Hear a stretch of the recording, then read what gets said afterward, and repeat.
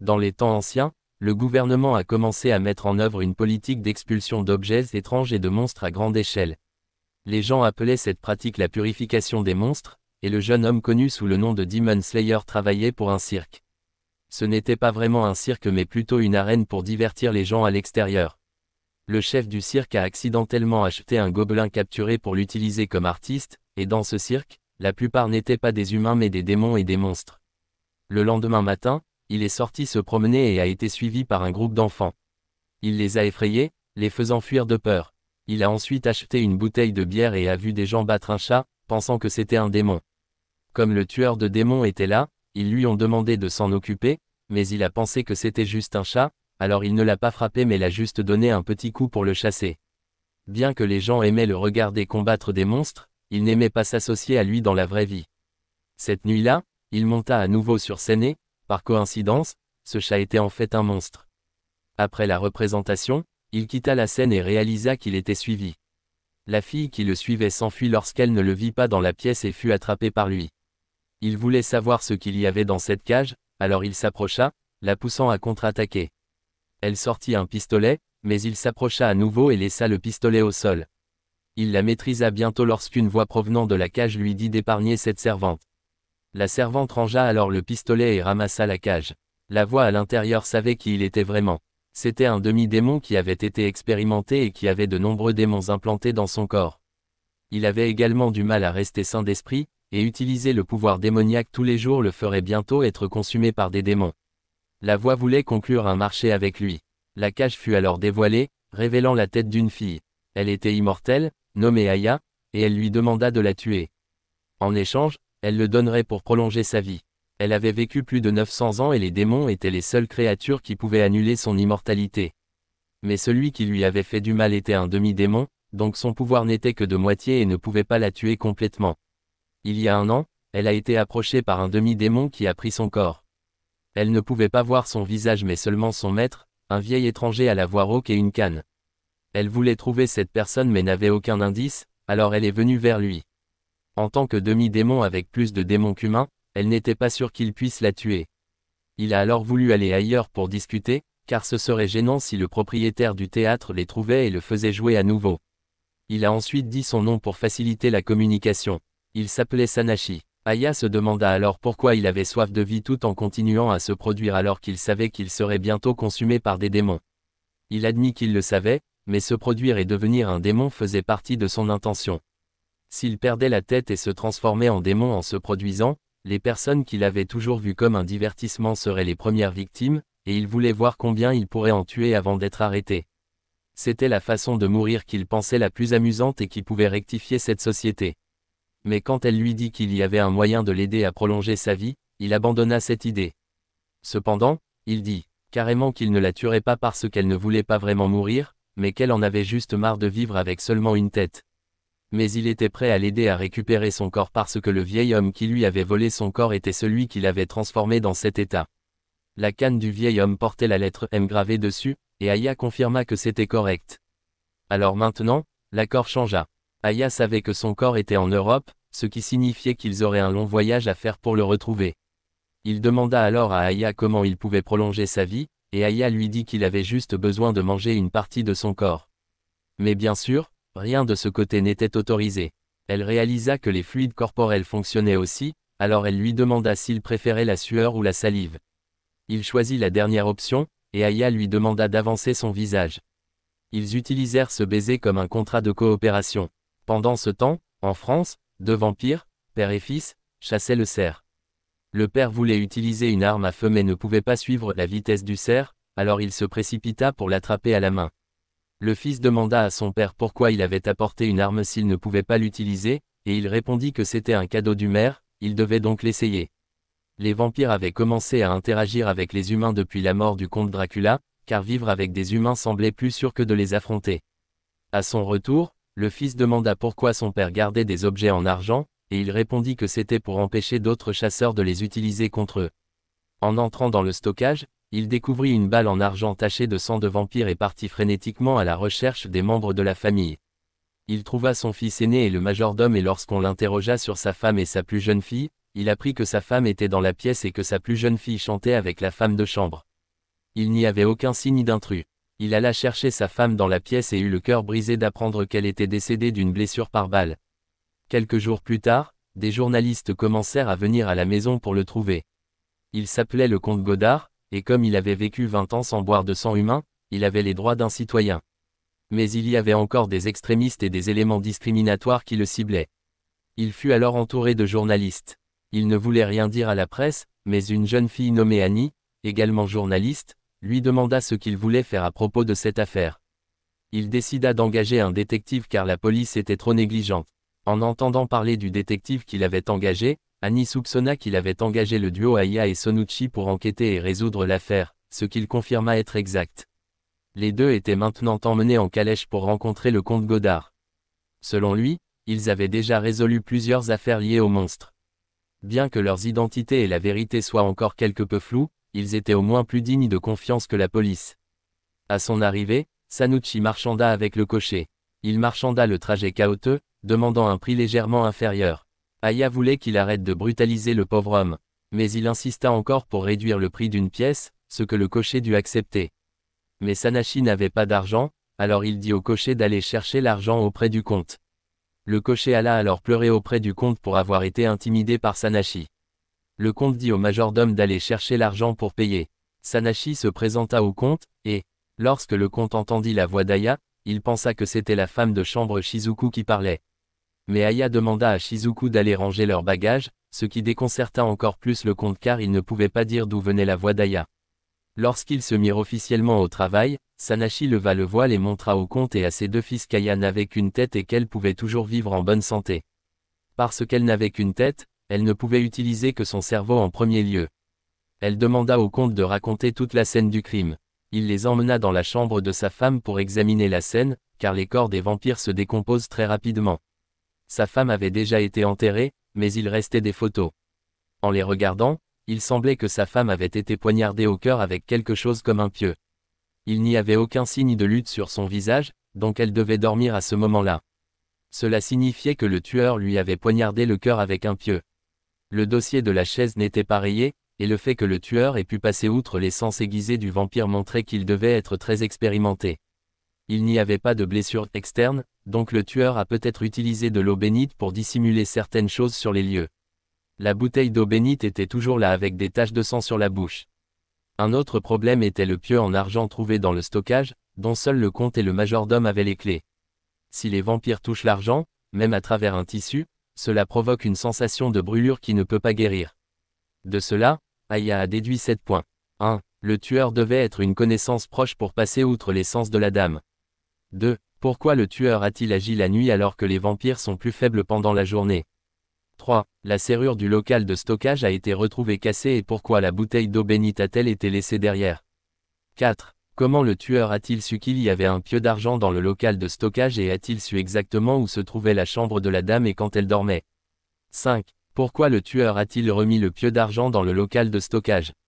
À ce moment-là, le comte a commencé à se sentir étourdi. Soudain, sa plus jeune fille est venue le chercher, mais a été effrayée par Sanashi. Aya a dit qu'elle révélerait les 6e et 7e points plus tard. Elle a ensuite dîné avec toute la famille du comte.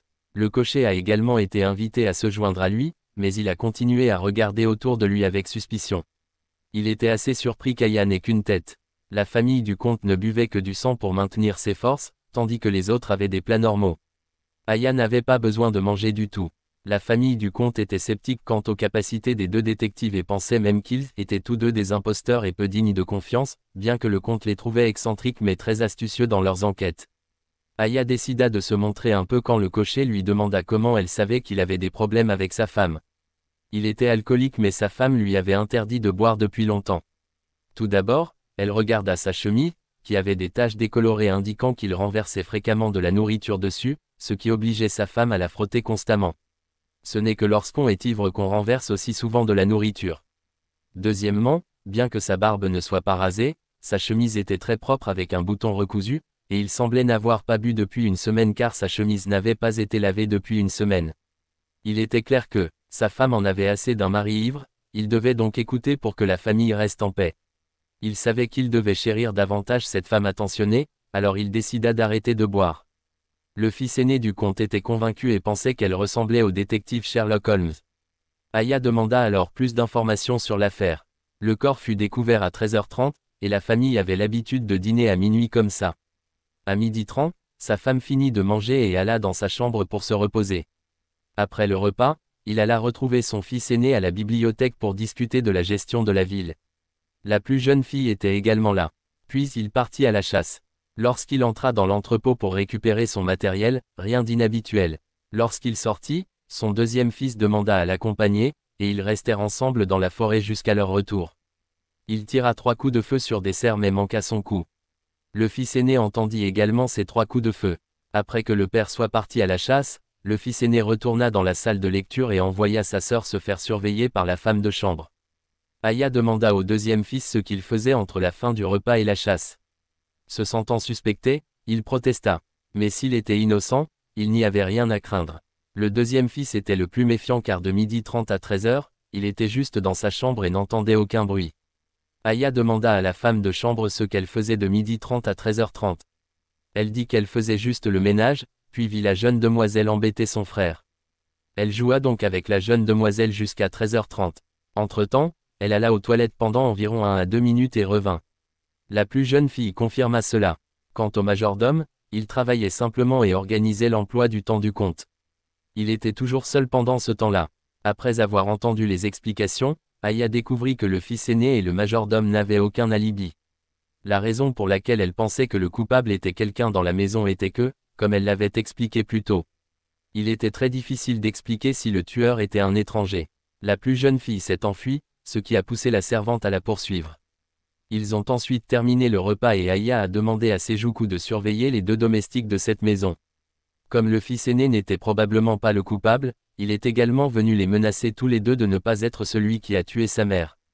Aya savait également qu'il n'était pas le coupable car elle avait observé les mains de tout le monde pendant le repas, et les 3 vampires n'étaient pas blessés, prouvant qu'ils ne tenaient pas le pieu. Pour l'instant, Aya devait aller chercher ce pieu pour vérifier. Pendant ce temps, Sejuku surveillait les 2 domestiques dans la maison du comte. Il était 1h, alors le majordome voulait aller travailler, mais il fut arrêté par Sejuku. La servante informa que le comte et Sanashi étaient allés dans la forêt, ce qui rendit le majordome un peu mal à l'aise et inquiet. Pendant ce temps, alors qu'il marchait, le comte racontait comment il avait entendu parler d'une créature qu'on croyait immortelle et qui avait vécu plus de 1000 ans. Mais ailleurs révéla que cette créature immortelle avait aussi une faiblesse, les démons. Les démons pouvaient tuer les immortels mais avaient une très mauvaise défense et pouvaient mourir d'une simple balle. Les humains avaient exterminé presque tous les démons et il en restait très peu maintenant. Le comte réalisa qu'ils parlaient tous les deux d'eux-mêmes, d'un démon et d'un immortel. Tous deux savaient qu'ils étaient exposés, alors ils ne le cachaient plus. Soudain, le comte fut pris en embuscade, alors il éteignit les lumières et demanda la permission de se précipiter pour attraper cette personne. Il attrapa le chasseur très rapidement et pensa qu'il avait tué sa femme. Mais Aya lui demanda d'épargner cette personne. La manche de cette personne était couverte de poussière de charbon, prouvant qu'il était dans un train depuis longtemps. Il dit qu'il était venu ici pour venger un chasseur qui avait été tué par le comte. Mais cette personne avait attaqué le comte en premier, alors il ne faisait que se défendre. Il raconta ensuite l'histoire de ce chasseur, qui avait prévu de tuer le comte et était très confiant car il avait de l'aide. Ce chasseur avait apporté un pieu, et il ne savait même pas que le pieu était en argent. Aya voulait que le comte laisse partir cette personne parce qu'il avait appris une leçon. Aya révéla que grâce à ce chasseur, elle n'avait plus besoin d'errer dans la forêt. Elle voulait qu'il revienne et rassemble tout le monde pour qu'elle puisse résoudre l'affaire. À son retour, Aya annonça que le tueur était l'une des personnes présentes. Le fils aîné ne voulait pas le croire, mais le comte voulait d'abord l'écouter.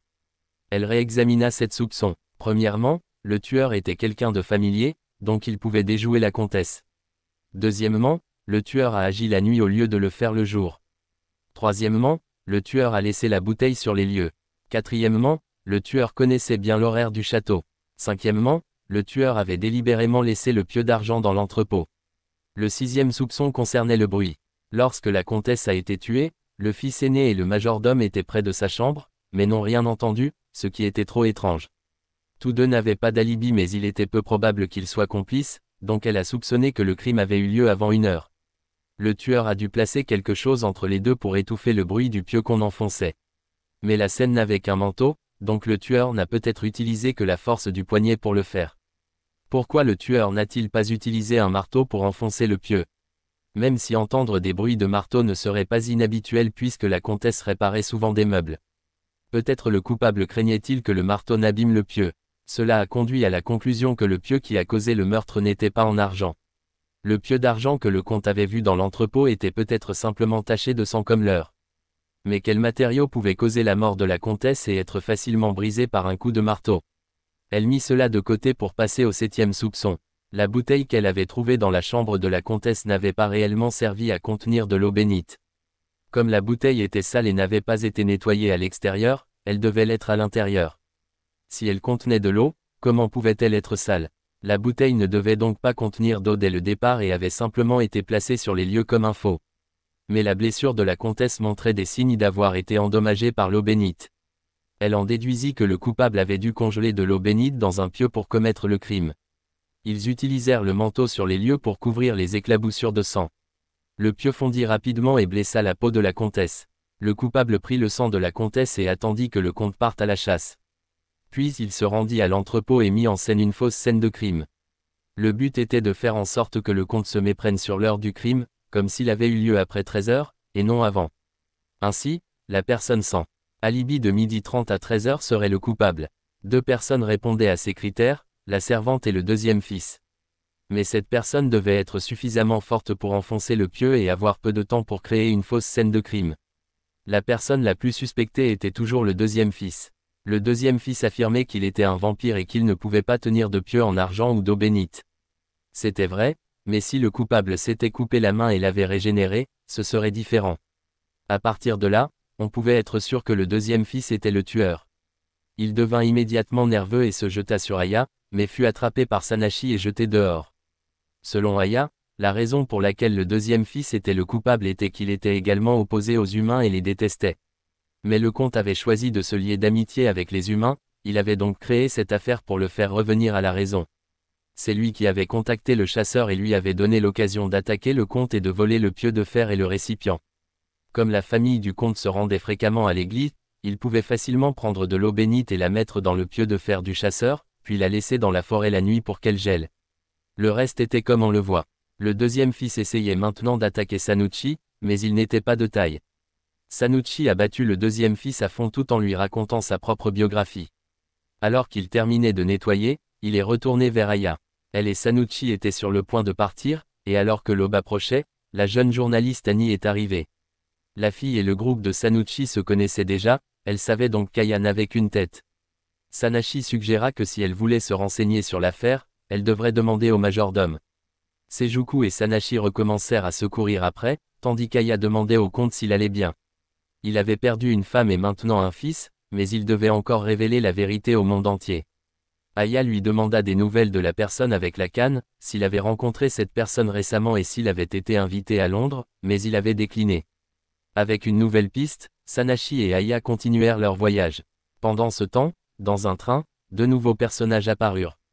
Le personnage aux cheveux blancs était connu sous le nom de fantôme de l'opéra, et le personnage blond avait une demande pour que le fantôme exécute le vol d'un diamant dans un musée de Londres où opérait le détective Sherlock Holmes.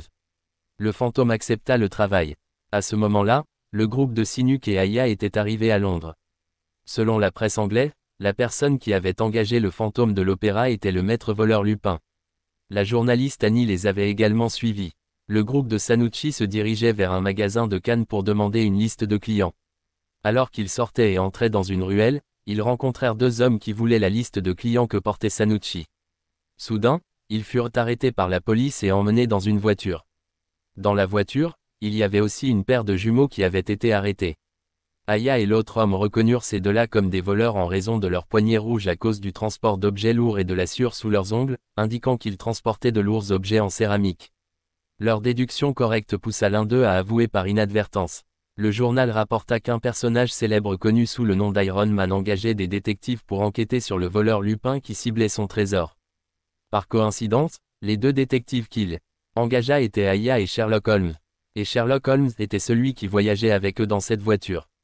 Lorsque la police s'en rendit compte, elle tourna la voiture vers le manoir d'Iron Man. Au manoir, nous apprîmes que l'Iron Man et son majordome avaient établi un record de vol autour du monde en 80 jours. Annie, maintenant à l'extérieur de la porte du manoir, était ravi de voir les deux célèbres détectives. Au même moment, le fantôme de l'opéra avait également entendu cette nouvelle. Lorsqu'ils rencontrèrent Iron Man, il ne fut pas trop surpris de rencontrer Aya car il avait entendu parler de la personne immortelle. Aya pensait qu'elle n'enquêtait que sur les monstres, donc cette affaire ne serait peut-être pas d'une grande aide. Mais pour lui, le maître voleur Lupin n'était pas différent d'un monstre. Les deux détectives pensaient toujours que deux d'entre eux étaient excessifs, mais ils poursuivirent l'affaire. Le maître voleur Lupin avait envoyé une lettre annonçant qu'entre 11h et 11h30 le 19, il viendrait voler le diamant nommé l'avant-dernière nuit. La raison de ce nom était que le diamant était noir. Il était précieux et n'avait jamais été exposé, conservé dans un sous-sol fortifié et entouré d'un fossé. Au sud, il y avait un canal et un canal souterrain, assez large pour qu'une personne puisse y entrer. Sherlock fit fermer la zone. Le diamant était protégé par plus de 100 gardes et policiers, ainsi que par les deux détectives et deux représentants d'une coopérative d'assurance vieille de 20 ans. Selon l'enquête de Lupin, la coopérative comptait 7 membres les plus forts qui prendraient toutes les mesures pour protéger leurs clients. Ils portaient tous du blanc et étaient extrêmement compétents. Le premier à arriver pour protéger Iron Man était le représentant numéro 5, Reynolds, et le deuxième était la représentante numéro 7, Fatima. Aya reconnut Reynolds comme celui qui la gênerait le plus. Il montra ouvertement son aversion pour Aya et Sonachi car elle n'était pas humaine. L'homme de fer conduisit alors tout le monde au sous-sol pour entrer dans la pièce contenant le diamant. Cet endroit nécessitait 3 clés et 4 personnes pour ouvrir la porte. L'avant-dernière nuit fut conservé dans un coffre-fort au design complexe. Cependant, le diamant n'était qu'un produit synthétique, il ne valait donc pas beaucoup d'argent. Aya remarqua que le coffre-fort était en argent, un métal que les vampires et les loups-garous n'aimaient pas. Le diamant à l'intérieur doit porter une histoire. Il y a 20 ans, un ami d'Iron Man a exhumé un diamant d'une relique du XIVe siècle. Il a placé le diamant dans un coffre-fort et l'a donné à Iron Man, qui a mis 10 ans à déchiffrer son mécanisme sophistiqué pour récupérer le diamant. Sur la surface du diamant se trouvaient des inscriptions traduites par Aya, en mentionnant spécifiquement les loups-garous. Après avoir enquêté sur l'origine du diamant, Iron Man apprit que dans le sud de l'Allemagne, il y avait autrefois une tribu de nains florissantes qui avait été exterminée par la tribu des loups-garous. Ils étaient si rancuniers que, pour se venger, ils ont transmis à leurs descendants l'emplacement de la cachette de leur ennemi grâce à un diamant incassable et un coffre-fort en argent que l'ennemi ne pouvait pas toucher. Maintenant, à propos de la pièce. Outre les serrures mentionnées ci-dessus, la pièce dispose d'un microphone pour communiquer avec l'extérieur, d'une bouche d'aération en forme de spirale au plafond, bloquée par un grillage en fer pour s'assurer que les humains ne puissent pas passer. C'est assez d'exploration pour aujourd'hui. Avant de partir, Sherlock chuchota quelque chose à Iron Man. Sanucci demanda à Aya si elle avait un moyen de s'occuper de Lupin, et elle avait pensé à une méthode. L'après-midi du 19 janvier, le groupe de Sanucci alla s'asseoir au bord de la rivière. Aya dit qu'elle voulait visiter le musée de cire, alors Shizuku alla demander son chemin en suivant une carte. Pendant ce temps, l'assistant de Watson et le frère de Sherlock réalisèrent que la personne assise devant eux n'était pas Sherlock en se basant sur le fait que les vrais ongles de Sherlock n'étaient pas si longs, et que le vrai Sherlock était juste derrière eux. Cette personne retira son masque, se révélant être le maître voleur Lupin. Le groupe de Saneki suivait la carte jusqu'au musée lorsque Saneki pensa à saluer Sherlock, seulement pour découvrir qu'Aya avait disparu. Il ramassa accidentellement la cage à oiseaux de quelqu'un d'autre et fut frappé par Shizuku. Lupin affirma à ce moment-là qu'il n'y avait pas de serrure qu'il ne pouvait briser, puis sauta dans une voiture conduite par un fantôme et s'échappa, heurtant presque la femme de chambre Shizuku en parlant. Elle demanda s'il avait vu une cage à oiseaux. Étant une fille simple, Lupin invita Shizuku à le rejoindre dans la voiture pour chercher ensemble. Sanashi rencontra à nouveau Annie par accident. Alors ils partirent ensemble pour chercher. Chez son frère, Sherlock lui rappela de faire attention aux représentants des assurances car il avait le sentiment qu'ils n'étaient pas dignes de confiance. Mais ceux qui influencèrent le plus leur travail furent Sanucci et le groupe d'Aya, car l'avant-dernière nuit était l'indice pour traquer la tribu des loups-garous, donc ils ne pourraient pas empêcher le vol du diamant et pourraient même essayer de le voler eux-mêmes. Dans la rue, la personne qui avait pris par erreur la cage d'Aya s'en était rendu compte et fut surprise de la voir. Il jeta la cage sur la route, provoquant la collision d'Aya avec une voiture. Mais ce malheur entraîna un malheur plus grand encore, car la voiture qui l'avait heurté appartenait aux jumeaux criminels d'avant. D'une manière ou d'une autre, ces deux-là avaient échappé à la police, mais ils avaient des vues sur Aya depuis qu'ils l'avaient vue pour la première fois. À ce moment, Shizuku arriva et vit Aya allongée sur la voiture des jumeaux, alors elle fit un écart pour les poursuivre. Annie et Sonuchi cherchaient également à proximité lorsqu'il aperçut Aya et Shizuku, alors il les poursuivit. Sonuchi sauta sur les toits et sauta directement là où se trouvaient les jumeaux, sauvant avec succès Aya et la ramenant dans la cage. Lupin les reconnut comme étant le groupe Birdcage Messenger, et Aya reconnut également Lupin car il portait une tenue identique à celle de Sherlock. Sonuchi présenta son pseudonyme comme le Demon Assassin, mais lorsqu'il fut prononcé, cela signifiait qu'il était plus fort que Lupin, ce qui donna à Lupin l'envie d'apprendre de lui. Il lança des billes et glissa dessus pour attaquer. Les deux jeunes hommes dansèrent dans les airs pendant un moment avant de revenir au sol. Sanashi fut frappé au front par une bille, et en conséquence reçut un uppercut à la mâchoire et s'effondra. Lupin avertit le groupe d'Aya de rester à l'écart de cette affaire, mais il ne savait pas que tout était dans ses calculs.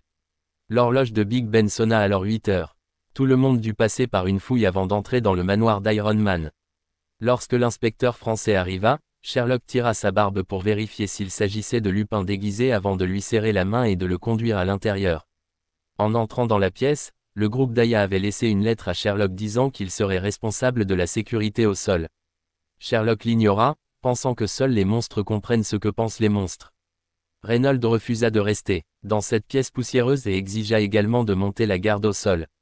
Sherlock savait que c'était pour faciliter la capture de Lupin, alors il laissa faire. Ainsi, il ne resta que 6 personnes dans la pièce. Il restait encore 3 heures avant l'heure prévue, mais tout le monde décida de fermer la porte plus tôt. Tous s'assirent autour du coffre-fort en argent, attendant de voir ce que Lupin allait faire.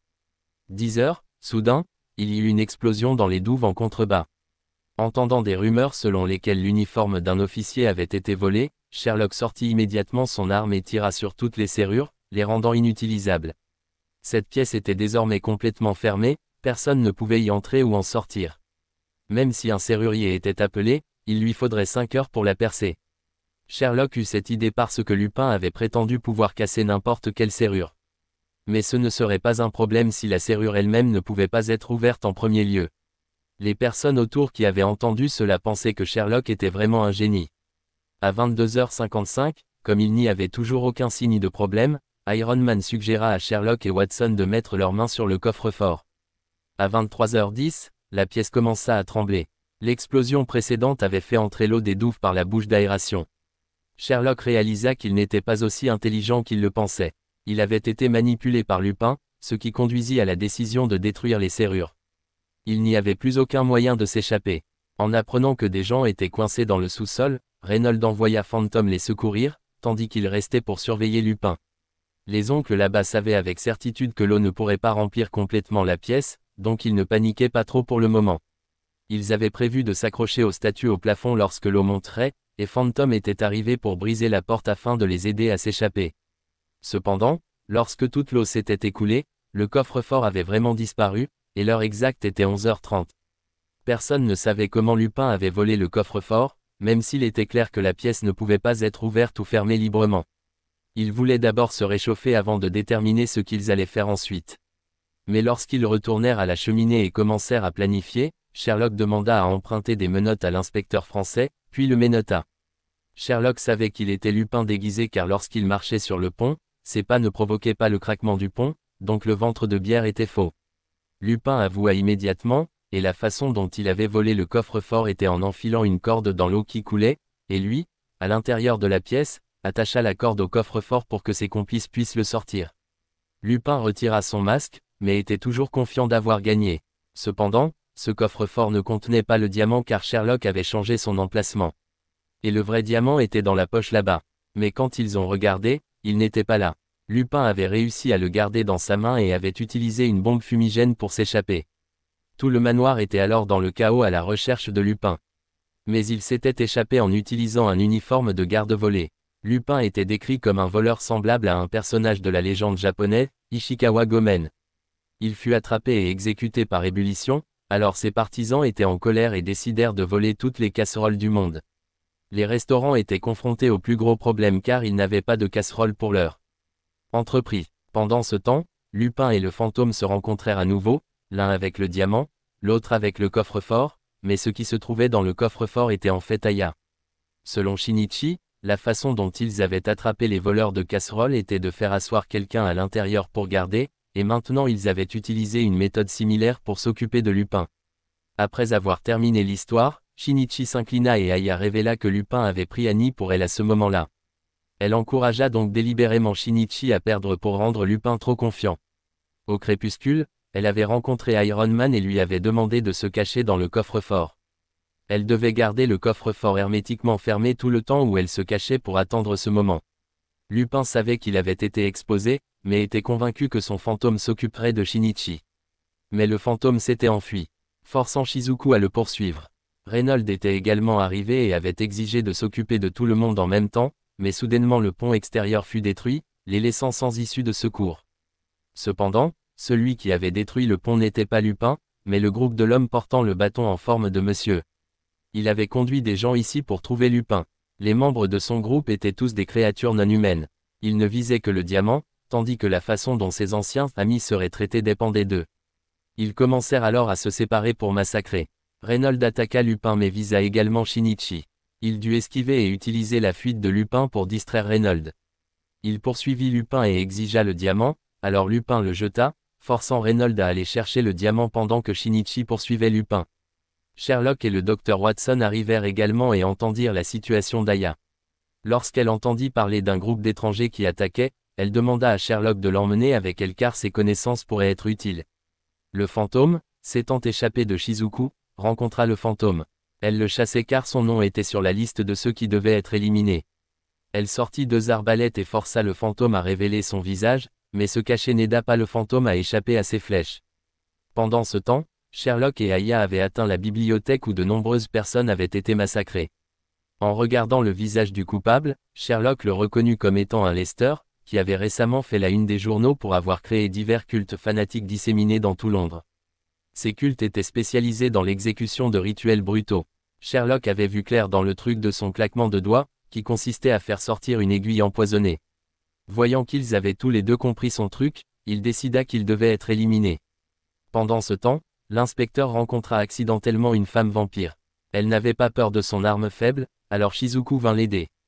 Cependant, Shizuku était toujours en mission pour trouver le fantôme, alors elle demanda si l'un d'eux l'avait vu. Aucun des deux ne le savait, alors elle était sur le point de partir, mais la femme vampire ne le permettrait pas.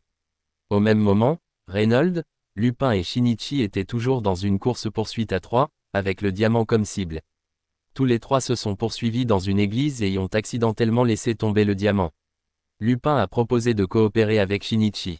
Reynolds est alors entré, et Shinichi a commencé à le distraire avec une conversation, lui faisant perdre sa concentration et permettant à Lupin de pousser un piano entier sur sa tête. Pendant ce temps, le fantôme avait commencé à utiliser l'obscurité pour déjouer le fantôme, car le fantôme était très habile à contrôler le son. Fantôme ne parvenait pas à déterminer son emplacement pour tirer. Shizuku avait commencé à perdre du terrain face au vampire immortel. Bien qu'elle ait des armes en argent qui pouvaient blesser le vampire, la toucher était un problème. Ce que Shizuku ne s'attendait pas, c'est que le sang du vampire était toxique. Le poison s'est retrouvé sur Shizuku et l'a fait être enchanté par le vampire. Sherlock, après une fusillade avec magie, s'est retrouvé à court de munitions. Aya avait demandé pourquoi ils avaient besoin du diamant, et ils voulaient simplement trouver des loups-garous pour augmenter leur force. Tout en discutant, Sherlock avait attrapé sa canne pour trouver un Lester et avait fait tomber l'aiguille pointée sur son visage. Il avait réussi à sortir l'antidote, mais à ce moment-là, le cerveau apparut. Selon Sherlock, il s'agissait du professeur Moriarty. Du côté de Shinichi, Reynolds était toujours en vie. Soudain, le fantôme et le fantôme tombèrent dedans, et un autre membre du groupe du professeur se présenta également. Il utilisa la magie pour arracher le diamant en un instant et s'occupa rapidement des 2 représentants de l'assurance. Lupin et le fantôme s'étaient déjà enfuis, sachant qu'ils ne pourraient pas récupérer le diamant de ce monstre. Aya fut surprise par le nom de Moriarty, car c'était le nom du chef d'une organisation criminelle qui était censé être mort depuis longtemps.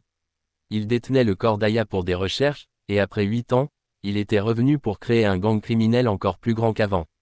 Il l'a fait en rassemblant toutes sortes d'êtres anormaux et même en prenant un étudiant inimaginable. Cette personne l'avait supplié de lui donner le corps d'un monstre, alors il lui a appris des connaissances sur la chirurgie de transplantation. La personne à laquelle il faisait référence était quelqu'un qu'il connaissait trop bien, celui qui avait commis des crimes graves il y a 11 ans. Jack l'Éventreur. Ce Jack affrontait maintenant Shinichi.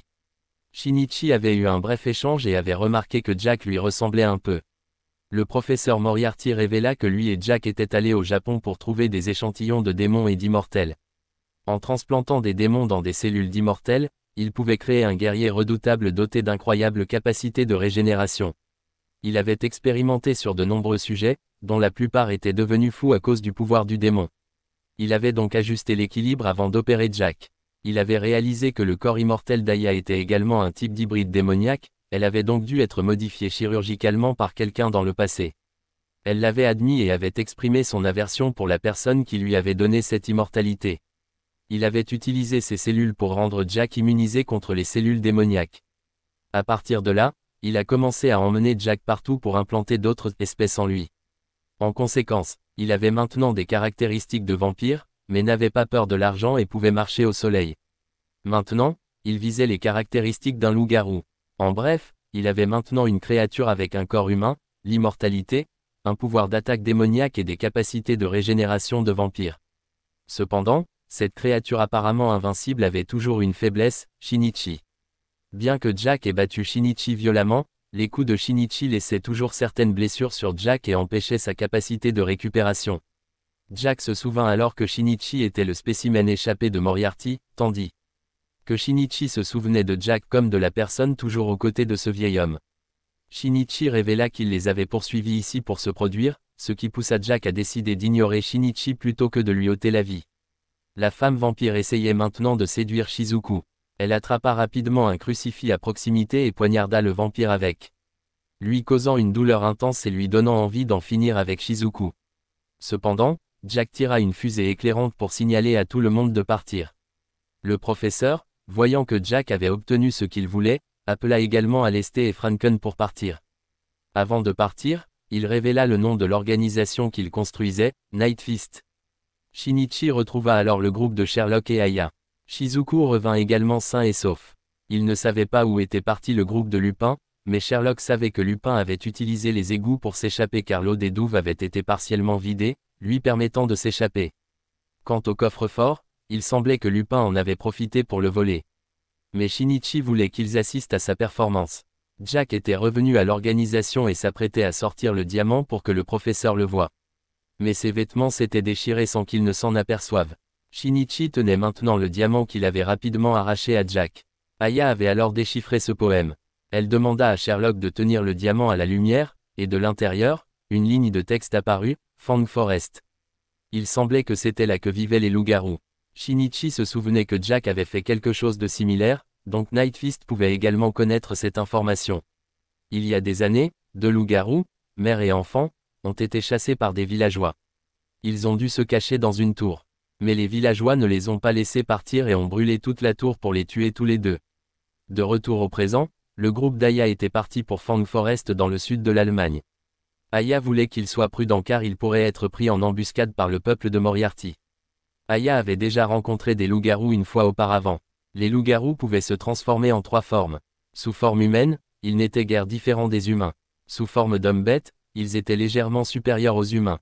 Mais sous leur forme de loup, leur sens était nettement amélioré et leur peau était suffisamment résistante pour résister aux tirs. Soudain, alors qu'ils marchaient, le groupe d'Aya rencontra un homme barbu. Il reconnut les trois comme des détectives qui enquêtaient sur les monstres et demanda de l'aide. Comme une fille du village avait été enlevée par un loup-garou, lorsqu'ils entrèrent dans le village, les villageois les évitèrent. Aya demanda à l'oncle de raconter toute l'histoire. Plus précisément, il y a un an, la petite fille du chef du village avait été enlevée et retrouvée morte dans la forêt le lendemain. Sa tête et son dos étaient cassés, son visage était mutilé et déformé, un bras était rongé et son corps était couvert de marques de morsure. 4 mois plus tard, la fille du meunier fut la prochaine à être enlevée et son état était tout aussi horrible. 4 autres mois passèrent et la fille du propriétaire du moulin à farine fut la prochaine victime. Les 3 incidents se produisirent lors de nuits pluvieuses. Les marques trouvées sur les corps étaient toutes les mêmes et les caractéristiques d'identification des cadavres correspondaient toutes. Une autre chose était qu'hier, une autre petite fille avait été enlevée. Le père avait enfoncé la porte pour se précipiter à l'intérieur, mais le coupable avait pris la fille et s'était échappé par la fenêtre. Cependant, il n'avait pas pu hier. 8 ans auparavant, les villageois avaient chassé les loups-garous du village avant qu'une catastrophe ne se produise. Lorsqu'il fut amené à l'église, le père de la fille fut surpris en train de soupçonner un étranger d'être un loup-garou. Mais il y avait 3 étrangers, donc un tel raisonnement ne pouvait pas tenir. Le groupe de détectives arriva et Aya ne les encouragea pas à regarder la vraie forme de la fille. Mais ils regardèrent quand même et furent choqués. Le père de la fille disparue qualifia Aya de monstre, mais elle seule pouvait résoudre l'affaire, alors il dut écouter. Aya demanda alors à voir la scène du crime et remarqua qu'elle était très en désordre. La cheminée n'était pas allumée la nuit dernière, donc le coupable a dû entrer par là. D'après la taille et les empreintes de pas, on pouvait en déduire qu'il s'agissait d'un homme bête. Elle demanda alors à l'oncle barbu de lui apporter les traces de dents des cadavres précédents et lui demanda de demander à Shizuku de lui apporter une boule de la taille de sa tête. Elle demanda ensuite à la mère ce qu'ils avaient fait la nuit dernière. Ils avaient simplement vaqué à leurs occupations habituelles. Des 2 fenêtres, l'une était bien verrouillée et celle qui était cassée était réparée et ne pouvait pas être ouverte. La direction de la fuite du coupable était évidente. Shizuku arriva alors et on lui demanda d'aller sur le toit pour observer s'il y avait des traces. Comme il n'y avait rien, elle dit à Shizuku de jeter quelque chose par terre. La poussière s'éleva en un nuage, et l'oncle ramena les traces de dents. Aya put alors conclure que cet incident n'était pas causé par un loup-garou fou qui courait dans tous les sens, mais par quelqu'un de raisonnable. Il y avait du sang sur le lit mais pas sur la voie de fuite, donc le coupable avait dû apporter un sac pour y mettre la fille. De plus, la serrure de l'entrepôt était également cassée, et on savait qu'il y avait eu un cambriolage il y a 1 an et que des armes et des munitions avaient été volées. Comme cela coïncidait avec le premier incident, il fallait en tenir compte. Tout le groupe se rendit alors chez le chef du village, et il avait des informations sur la forêt de Nan et la demeure des loups-garous. Il savait aussi pour ce diamant, alors Aya décida de négocier avec lui. Elle capturerait et résoudrait l'affaire des loups-garous dans ce village en échange d'informations de sa part. Selon le chef du village, parmi les 3 suspects du village, il n'y avait qu'un médecin, un ingénieur et un artiste. Tous 3 étaient des étrangers qui venaient au village. Le moyen de détecter les loups-garous était de placer des fleurs parfumées ou de taper sur des pots près de leurs oreilles pour les effrayer en raison de leur sens aiguisé, mais tous les 3 n'ont montré aucune réaction. Les loups-garous peuvent contrôler leur sang, leur reproduction et leurs caractéristiques, ce qui fait que les loups-garous modernes ne craignent plus l'argent et l'eau bénite. Donc maintenant, la seule façon d'éliminer un loup-garou est de le tuer sous forme humaine. Mais si le roi loup-garou naît, toutes les méthodes conventionnelles deviendront inefficaces. Le roi loup-garou est une légende selon laquelle les loups-garous finissent par donner naissance à un individu considéré comme un dieu du clan des loups-garous. Il avait déjà vu des loups-garous immunisés contre l'argent. Dans le passé, une mère et un enfant loup-garou étaient venus au village et avaient trompé tout le monde. Mais heureusement, la petite fille Lewis, qui venait d'être kidnappée, les avait découverts et avait aidé à chasser les loups-garous du village. Depuis lors, la petite fille est considérée comme la divinité gardienne du village. C'est dommage que la fille ait maintenant été kidnappée par le coupable non identifié. Pour en savoir plus, le groupe de messagers s'est rendu chez l'ingénieur. Il y a environ 13 ans, il avait trouvé une femme enceinte blessée au fond de la forêt. Il a appris que le nom de la fille était Rose et pensait qu'elle était une servante d'une famille qui avait eu une liaison avec le maître et avait été chassée. À cette époque, les villageois étaient assez tolérants, alors il l'a amenée au village pour s'occuper d'elle. 6 mois plus tard, elle a donné naissance à une fille nommée Jay. Rose vivait principalement à la maison et était une personne intelligente et généreuse. La vie était paisible jusqu'au jour où, en raison de leur apparence similaire, Rose a confondu Louis avec sa fille et a révélé son identité de loup-garou. Les villageois ont ensuite brûlé vif la mère et l'enfant, et cet ingénieur lui-même a confirmé les 2 squelettes des 2 loups-garous mère et enfant. L'ingénieur fait confiance au médecin. Il ne reste donc plus qu'une seule suspecte, l'artiste. Le groupe de détectives se rendit alors chez l'artiste. Il y a 5 ans, elle était venue ici pour peindre des cascades, et comme le paysage était si beau, elle y est restée depuis. Les parents des victimes lui avaient demandé de peindre des portraits commémoratifs pour leurs enfants. Selon l'artiste, le coupable semble être un loup sauvage. De temps en temps, tôt le matin ou au coucher du soleil, elle avait vu un loup au pelage inhabituellement doré, mais elle avait vu le loup parce qu'elle vivait à la périphérie du village, donc maintenant elle est également devenue la principale suspecte. On ne sait pas si cet artiste est la coupable ou non, mais Aya sait qu'elle a menti en disant qu'elle vivait dans une famille d'artistes et qu'elle était diplômée d'une école d'art. La façon dont elle tient son stylo ne ressemble pas à celle d'un véritable artiste, alors Aya a vu clair. Elle a dû expliquer que parce qu'elle était maintenant orpheline et souvent discriminée, elle avait menti pour éviter l'embarras, car elle avait été abandonnée depuis l'enfance. Pendant que le groupe de détectives était occupé à enquêter sur l'endroit où l'ingénieur avait trouvé Rose, le groupe de la fête nocturne les observait de loin. Le soir, Aya était présente chez l'oncle médecin. C'est lui qui a entendu le cri de Louis lorsqu'elle a été emmenée. Aya a soudainement demandé comment les parents de Louis traitaient la petite fille, car elle avait vu le fauteuil roulant de Lewis. Les roues et les accoudoirs étaient sales, mais les poignées à l'arrière étaient extrêmement propres. Lewis avait également appris à être indépendant, donc peut-être que les parents de Lewis ne se souciaient pas du tout de la petite fille. Aya a demandé si Lewis était déjà sorti seul. La plupart du temps non, mais il se souvenait qu'il y a environ 1 an et demi, Lewis avait disparu, et ce n'est qu'au crépuscule que les villageois ont découvert son fauteuil roulant coincé dans un tas de boue au bord de la rivière, l'empêchant de bouger. Lorsqu'on lui demanda pourquoi elle était sortie seule, la petite fille dit qu'elle voulait aller chez l'artiste. Aya comprenait maintenant mieux la situation dans ce village. Soudain, 2 invités sont venus lui rendre visite. Ils ont immédiatement commencé à se battre, et les 2 qui sont venus étaient les numéros 3 et 4 de l'organisme d'assurance. Ils sont venus ici pour trouver le loup-garou, mais maintenant, même s'ils volent le diamant, ils ne savent pas comment l'utiliser. Sanashi a révélé que seul le chef du village sait comment l'utiliser, et il avait promis de le dire à Aya si elle réussissait à résoudre l'affaire. Les 2 parties décidèrent de cesser le feu, et le numéro 3 voulait qu'Aya résolve l'affaire rapidement. Aya a ensuite dû continuer à soigner Sanashi, et il a remarqué que Shizuku semblait jaloux de lui. Soudain, il a découvert des villageois qui couraient pour encercler la maison de l'artiste. Elle a crié à tout le monde de rester à l'écart et a avoué être la coupable qui avait mangé toutes les victimes. Elle s'est ensuite transformée en loup et a chargé. Le numéro 3 a tiré une balle d'argent, mais cela n'a eu aucun effet, et elle s'est échappée. Le groupe de détectives a poursuivi et s'est battu avec l'artiste féminine. Sanashi a remis Aya à Shizuku pour la garder en sécurité et a sauté pour se battre. Les numéros 3 et 4 sont également arrivés et ont tiré quelques coups de feu. Lorsque Shizuku est allé aider, l'artiste féminine l'a esquivé et s'est précipitée pour jeter Aya dans le ruisseau. Shizuku s'est précipité en avant, repoussant Aya et se laissant tomber dans la cascade. Bien que le coupable se soit échappé, le chef du village a quand même accepté de partager comment utiliser le diamant. Allez à l'entrée du village, placez-vous là où se trouve la tour brûlée et attendez que la lumière du soleil brille à travers la première lettre du poème gravé sur le diamant pour obtenir des résultats. Le groupe de détectives et le groupe d'assurance ont suivi ces instructions et ont révélé l'emplacement du village des loups-garous dans la forêt de Nan. Le groupe de la fête nocturne, voyant les développements, s'est également préparé. Shizuku avait maintenant repris conscience.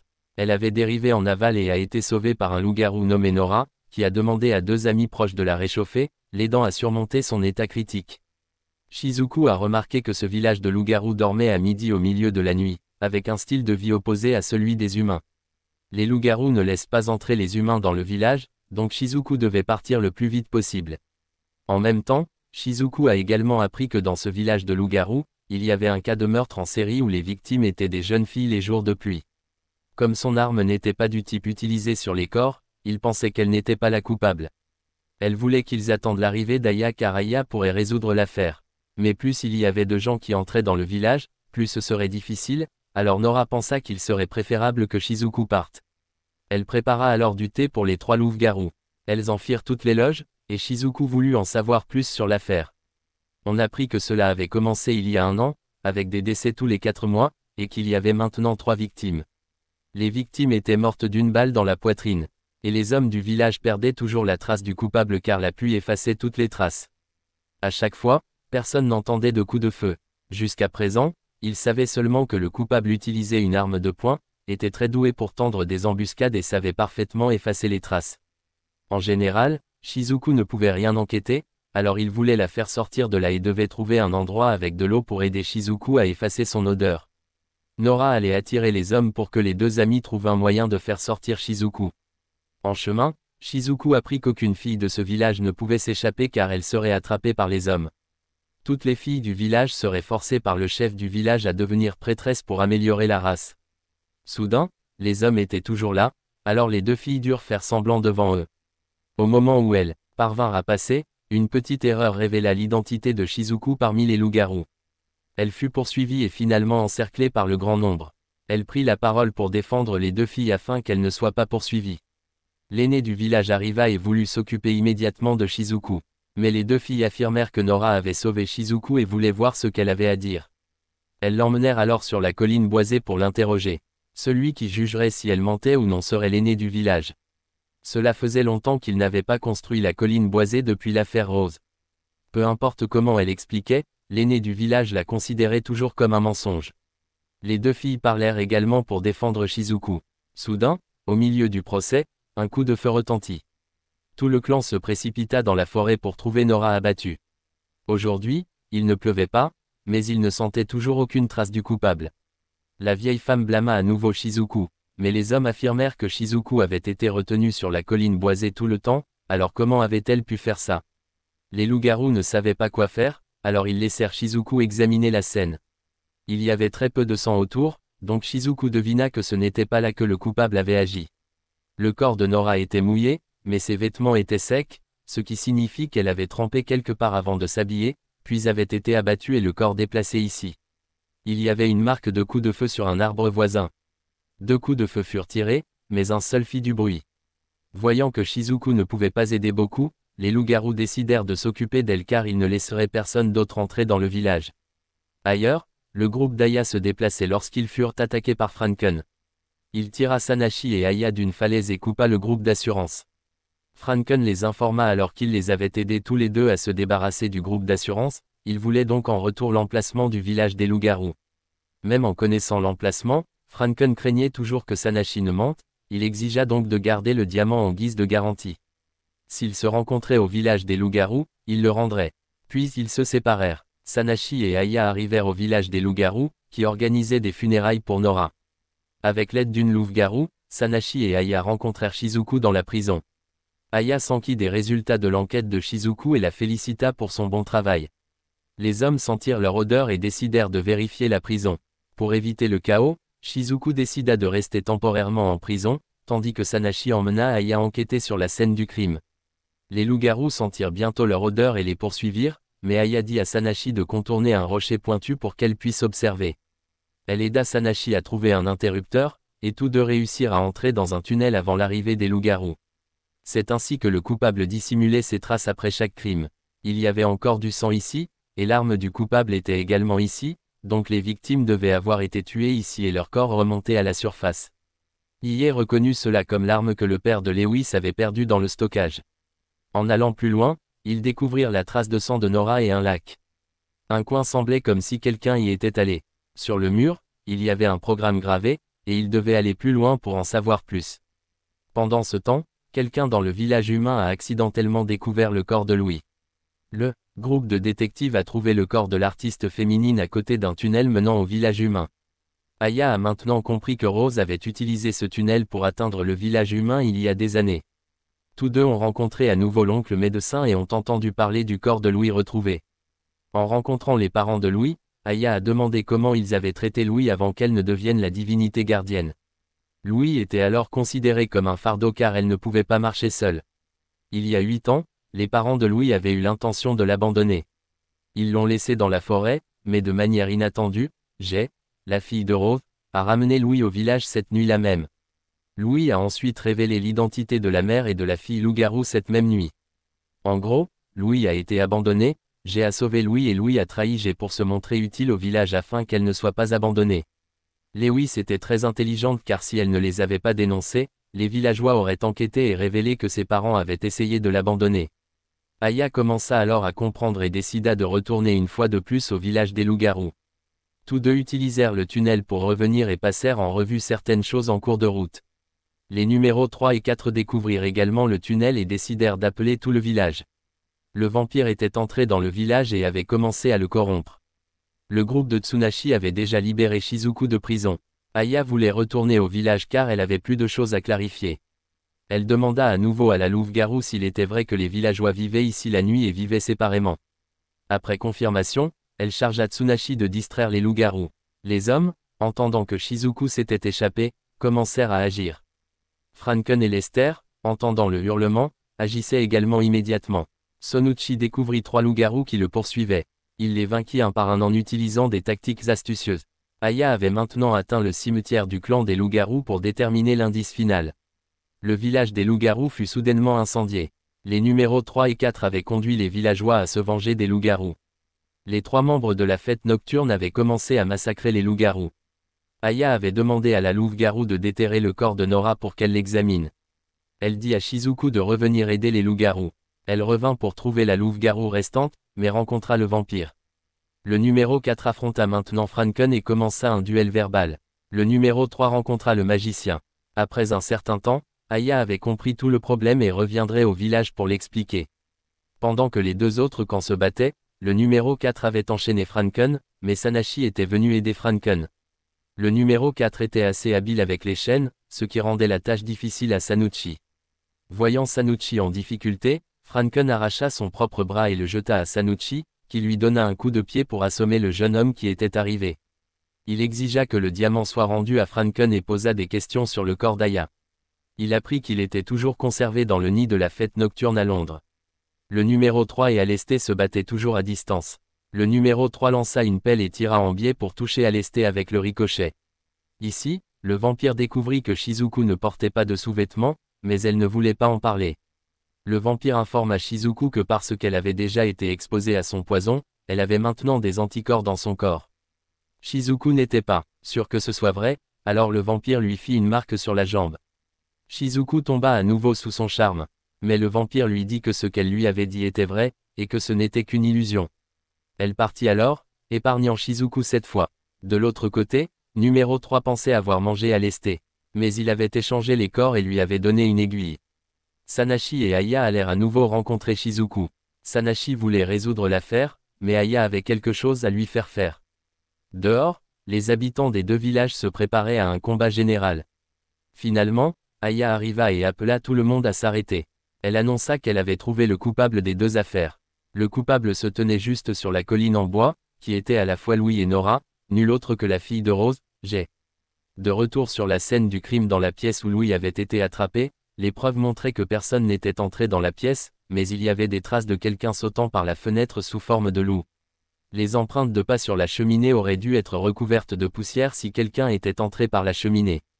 Mais la zone était propre, donc cela ne pouvait être qu'une mise en scène. Lorsqu'elle apprit que Jay et Louis étaient similaires, elle soupçonna que Jay du passé était toujours en vie.